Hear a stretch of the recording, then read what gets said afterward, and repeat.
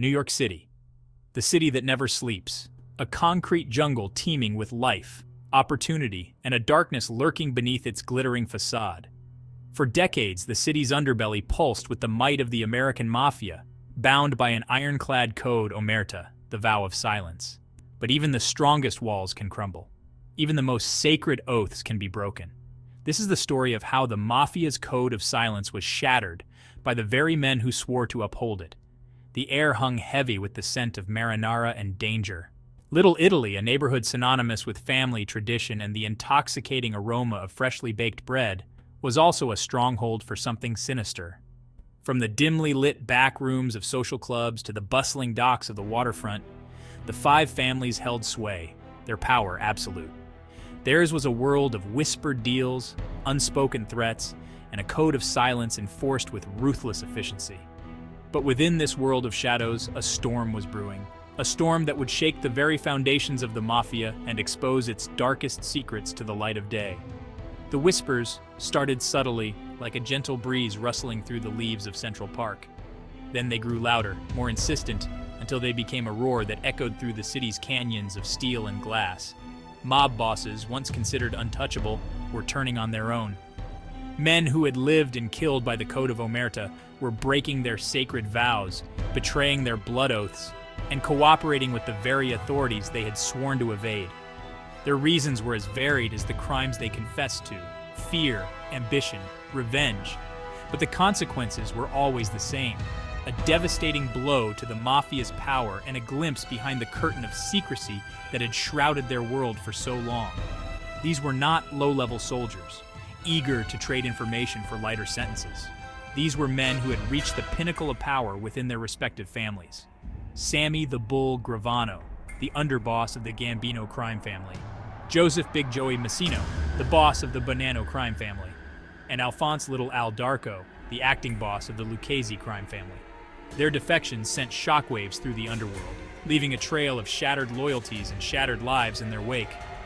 The Mafia, once seemingly invincible, was now vulnerable, its inner workings exposed by the very men who had sworn to protect its secrets. The New York City Mafia, a shadowy organization steeped in myth and violence, was more than just a collection of criminals. It was an institution, a parallel government that exerted its influence over vast swaths of the city's economy and political landscape. At its heart lay the five families: Bonanno, Colombo, Gambino, Genovese, and Lucchese. Each family functioned as a separate entity, with its own hierarchy, territory, and rackets. Yet they were bound together by a shared history, a common code, and the ever-present threat of outside forces. The lifeblood of the Mafia was money, and they weren't afraid to get their hands dirty. From the bustling docks of the East River to the gleaming skyscrapers of Wall Street, the five families held sway. Their tentacles reached into every corner of the city's economy: construction, trucking, gambling, loan sharking, and of course, the narcotics trade. They controlled unions, extorted businesses, and bribed officials, their influence seeping into the very fabric of New York City like a toxic fog. Their power was derived not only from their ruthlessness, but also from their deep roots within their respective communities. They were fathers, sons, brothers, uncles, their ties to their neighborhoods as strong as the concrete that lined their streets. They provided jobs, settled disputes, and offered a perverse sense of security in a world often perceived as chaotic and unjust. Their power was built on fear, but it was also bolstered by a twisted sense of loyalty and a carefully cultivated image as protectors of their own. For decades, the five families operated with near impunity. Their code of silence, Omertà, was absolute. To betray the family was to court death, a fate worse than anything the legal system could offer. The threat of retaliation hung heavy in the air, a constant reminder of the consequences of disloyalty. But as the years passed and the allure of wealth and power grew stronger, cracks began to appear in the Mafia's once impenetrable facade. The seeds of betrayal were sown, waiting for the right moment to take root and blossom into full-blown treachery. The lure of a lighter sentence, the fear of a long and lonely existence behind bars, or the simmering resentment over perceived injustices.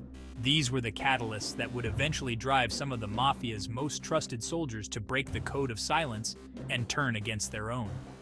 Their betrayals would send shockwaves through the underworld, forever altering the landscape of organized crime in New York City and beyond. The Mafia's code of silence, once considered unbreakable, began to crumble under the weight of ambition, fear, and revenge. Three high-ranking mobsters, each driven by their own demons, made the momentous decision to betray their oath and cooperate with the government. Their actions would change the face of organized crime forever. Sammy the Bull Gravano, the cold-blooded underboss of the Gambino crime family, was a force to be reckoned with. With a reputation for brutality and a long list of bodies in his wake, Gravano seemed an unlikely candidate for government witness.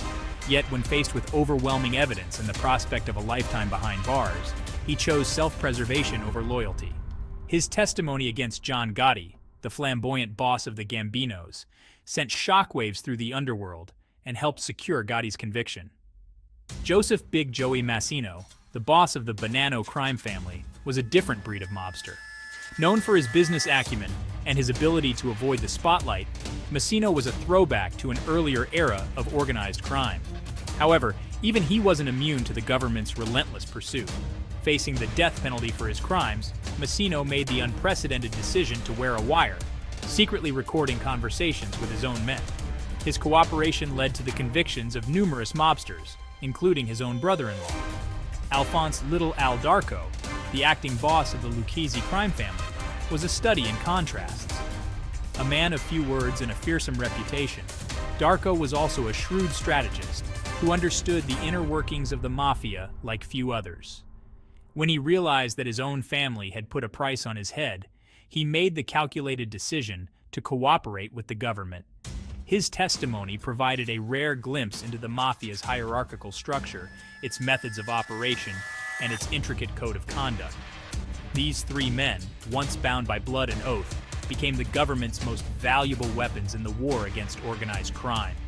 Their defections shattered the Mafia's aura of invincibility and proved that even the most sacred vows could be broken. Their actions had a ripple effect throughout the underworld, leading to a wave of convictions and a dramatic decline in the Mafia's power and influence. The atmosphere in the courtroom was electric, a palpable tension hanging in the air as Sammy the Bull Gravano took the stand. His voice, a low growl that sent shivers down the spines of those present, cut through the silence as he began to speak. For days, his words painted a chilling portrait of the Gambino crime family's inner workings. Murders carried out with ruthless efficiency, extortion rackets that bled businesses dry, and a code of silence enforced with absolute authority. His testimony against John Gotti, once considered untouchable, was nothing short of explosive. The impact of these mob bosses turning state's evidence was nothing short of seismic. Their words, once whispered in dimly lit social clubs and back alleys, were now broadcast for the world to hear, shattering the Mafia's carefully constructed facade of secrecy.